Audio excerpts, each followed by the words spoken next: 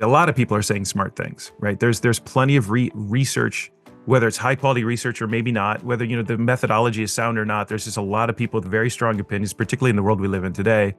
And even if you get past this sort of just people spouting ideas and opinions to like really well-grounded research, a lot of that research nonetheless is confirmatory, right? It's really designed to either confirm what you already believe or to confirm what I already believe.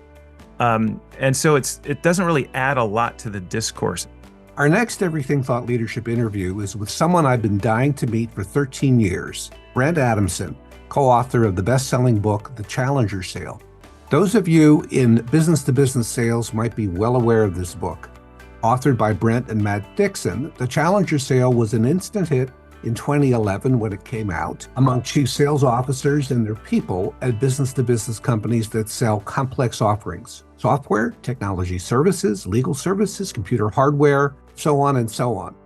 The way I saw it back then and the way I continue to see it to this day, challenger selling is the way thought leaders need to pitch their ideas when a potential client raises his hand and says, "I love your concept, now tell me how my company could adopt it." Brent and Matt published the book when they were both at Corporate Executive Board. CEB was a highly successful best practice research company that grew into a billion-dollar revenue firm before Gartner bought it in 2017 for $2.6 billion.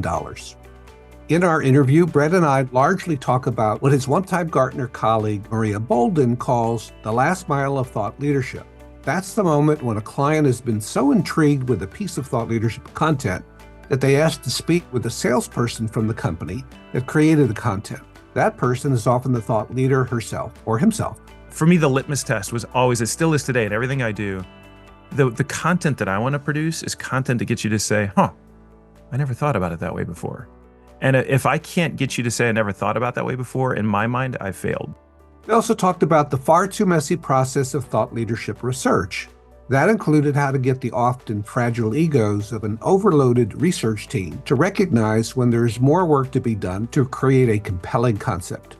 Brent and I also talked about his career at CEB, an organization which I've admired for 25 years since it became a public company.